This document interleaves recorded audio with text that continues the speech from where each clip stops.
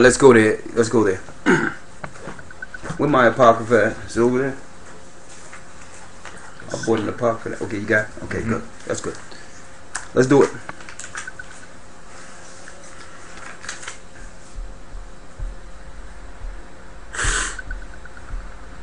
Go ahead. Isaiah chapter 6, verse 9. Isaiah 6 and 9. Go ahead. And he said, Go and tell this people, hear ye indeed, but understand not, and see ye indeed, but perceive not. Make the heart of this people fat, and make their ears heavy, and shut their eyes, lest they see with their eyes, and hear with their ears, and understand with their hearts. So there's some people who the Most High have where they wasn't meant. They were not born to understand. So the Most High, so those that don't want to deal with the truth of the Most High, he says, listen, close their eyes. Make it so they can't hear. Why? Because these people don't want to hear anyway. Okay, they just want to go with their life and think that everything is relative. And that, life will go on and nothing is really happening. So the Most High says, listen, let them stay in their ignorance. And that's another thing. We have to stop fighting against people who don't want to see. We have to leave them alone. Christ says you cannot cast your pearls before swine lest they rend you underfoot. Which means you start trying to give this to people who don't want it, they will attack and destroy you. They will wait for your demise. Leave them alone. Let the Most High work with them. Read. Isaiah chapter 6, verse 10. Make the heart of this people fat, and make their ears heavy, and shut their eyes, lest they see with their eyes, and hear with their ears, and understand with their heart, and convert and be healed. Go ahead. Then said I, Lord, how long? And he answered, Until the cities be wasted without inhabitant. He says, until the cities be wasted without inhabitants. Now you have to realize, now think about this real quick. The cities he's talking about right now is the fall of Jerusalem. He telling Ezra, listen, something is going to happen here. The cities are going to be destroyed. But what you have to realize also on another level, there's nothing new under the sun. That this will eventually happen to all places Israel inhabits. So if you want to know what's going to happen to the earth, look at what happened to Israel in 70 AD. Read. Then said I, Lord, how long? And he answered, Until the cities be wasted without inhabitants. Until the cities be wasted without inhabitants. Read. And the houses without man. And the houses without man. Read. And the land be utterly desolate. And the land be utterly desolate. He's talking about the destruction of Israel, which happened in 70 AD. That was the beginning of the end, if you understand. The time started ticking from that point, in which it's a race now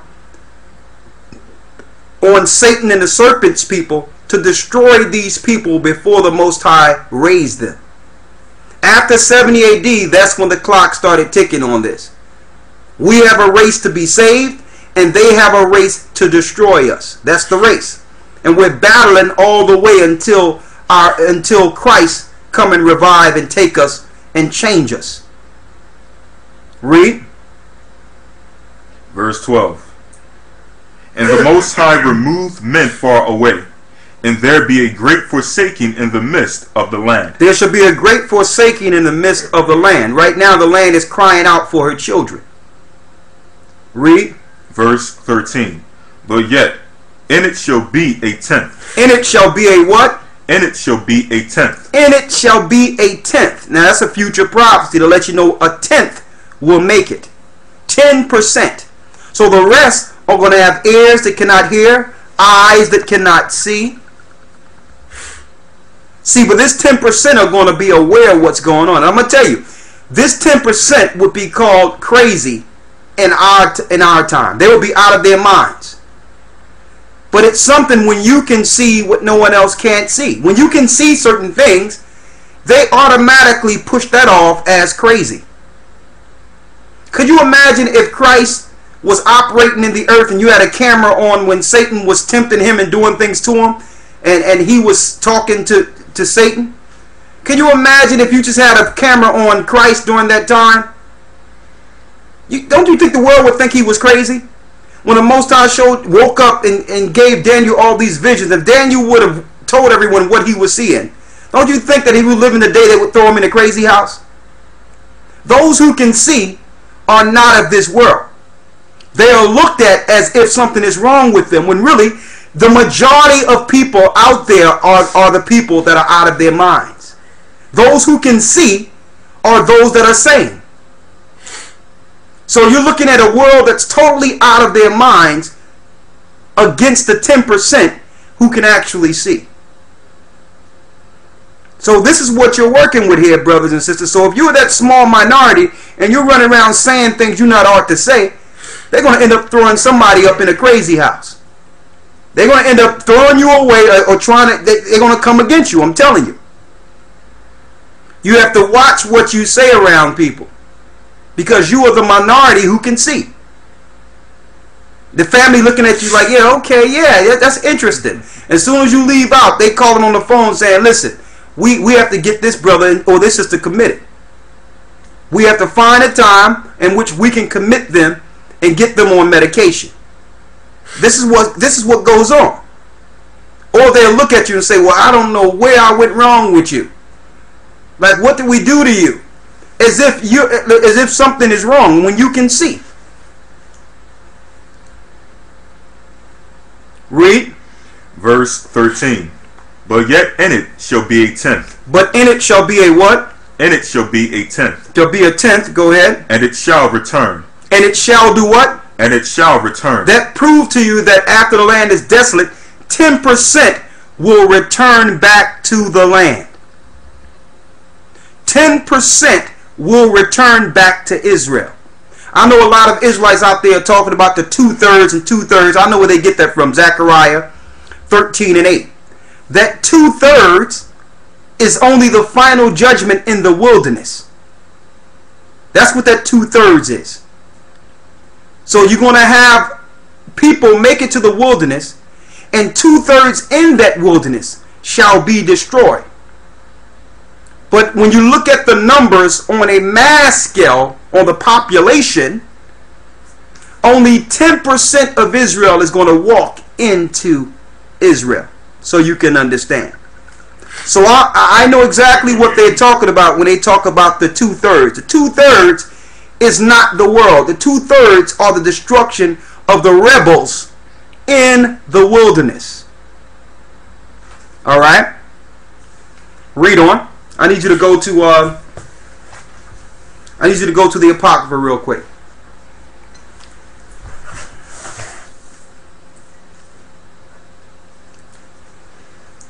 Second Ezra, chapter 16, verse 23. Go ahead. And the dead shall be cast out as dung, and there shall be no man to comfort them, for the earth shall be waste, and the city shall be cast down. There shall be no man left to till the field and to sow it. The trees shall give fruit, and who shall gather them? The grapes shall ripen, and who shall tread them? For all the places shall be desolate of men, so that one man shall desire to see another, and to hear his voice. For of a city there shall be 10 left. See that? Of a city there shall be 10 left. Read. And 2 of the field, which shall hide themselves in the thick groves and in the cleft of the rocks, as in the orchard of olives. Upon every tree there are left 3 or 4 olives. Or as when a vineyard is gathered, there are left some clusters of them that diligently seek through the vineyard. Even so in those days there shall be 3 or 4 left by them which search their houses with the sword, and the earth shall be laid waste. That searched their house by the what? That searched their houses with the sword. Chapter and verse. 2nd Ezra chapter 16 verse 31.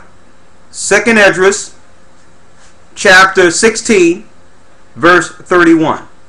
Now you notice it says there will be a house search with the sword. We're reading martial law here, brothers and sisters. where people will be going to house searching with a weapon. Modern day swords are guns. So it's saying that they're going to be coming house to house searching for your weapons. Now, this was written thousands of years before there was any such thing as a U.S. Army or a NATO army. This is in the Bible. Read. And the earth shall be laid waste, and the filth thereof shall wax old, and her ways and all her paths shall grow full of thorns, because no man shall travel therethrough. Go ahead. The virgin shall mourn, having no bridegrooms. The woman shall mourn, having no husbands. Their daughters shall mourn, having no helpers. And the wars shall their bridegrooms be destroyed, and their husbands shall perish of famine. So the wars are going to kill the majority of the Israelite men. The wars are going to kill a lot of our people all over the earth. You notice that no sooner as we join the army, we're shipped off to a foreign land to fight a war. Okay? This is what the Bible is talking about. There will be a lack of men in the earth. Read. Verse 35. Hear now these things, and understand them. Hear now and understand them. This is the prophet Ezra. Go ahead. Ye servants of the Most High, behold the word of the Most High, receive it. Believe not the gods of whom the Most High spake. Behold, the plagues draw nigh. So now the Most High is telling us what we must do. First of all, don't believe none of these gods out here outside of the God of Israel. That's the key, because once this happens, it's the Holy Spirit that will guide us through this. If we're connected to another God, we will be deceived. So the first thing is to link into the God who said these things would happen. That's number one. Read. Verse 37. Behold, the plagues draw nigh. The plagues draw nigh. It's talking about the plagues or the destruction of this earth. Read. And are not slack. They are not slack. As when a woman with child in the 9th month bringeth forth her son, within 2 or 3 hours of her birth, great pains compass her womb, which pains, when the child cometh forth, they slack not a moment. So the Jacob's trouble is just like this. The closer we get to being born as a nation, the more contractions, the more pain we will feel until we're actually delivered. Read. Verse 39. Even so shall not the plagues be slack to come upon the earth. For this. And the world shall mourn. Let's get the adapter I have upstairs for. Where's your cord? It's upstairs. Yeah, grab his cord. Go ahead. Verse 39. Even so shall not the plagues be slack to come upon the earth. Go ahead. And the world shall mourn, and sorrow shall come upon it on every side.